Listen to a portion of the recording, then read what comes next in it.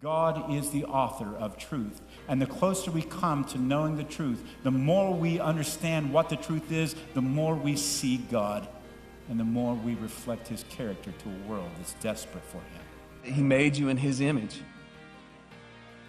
You were designed to be holy, to be relational, to be merciful and compassionate, to be creative, and to be loving. Likewise, each person outside of these walls is special. And they deserve to know that they were made in God's image. And we couldn't have been created for any higher purpose in the universe than for reflecting God's glory. We can change a culture.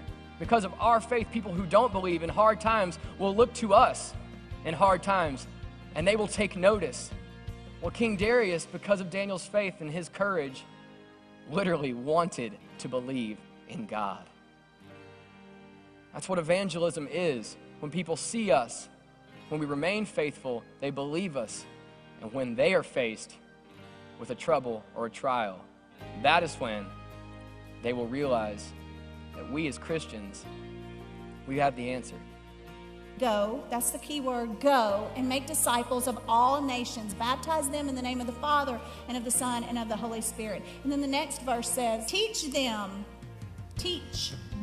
to obey everything I have commanded you.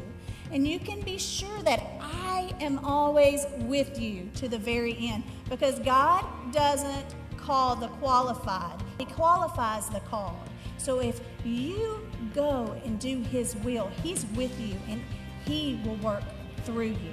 It's something he's put inside of you to change the world around you. I don't encourage you. We don't encourage you to go to small group so that you could just be filled. No, but that you could be equipped to share your influence for Christ. If you don't leave your small group and go and make a difference in the world, we have failed and you have failed. We've all failed Christ. I told you I was passionate about this. We don't learn just for ourselves. If we don't learn to live it and to teach it, we are wasting our time.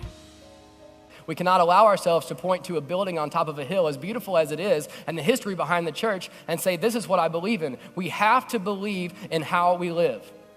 And we have to come along beside people and guide them to a relationship with Jesus. I dare you to ask God to help you reflect his glory this week so that you can be what you were designed to be. I remind you to see the people around you and in your life as being made by God in his image as well. And if they don't know that yet, let them know and show them what that looks like by how you love and by how you live your life. And so if you're willing to share the gospel, I'm going to tell you, God will use you. It's time to be a Christian at your workplace and be purposeful about leading people to Christ. It's time to pray about your family. It's time to share the gospel with your weird brother or with your weird cousin.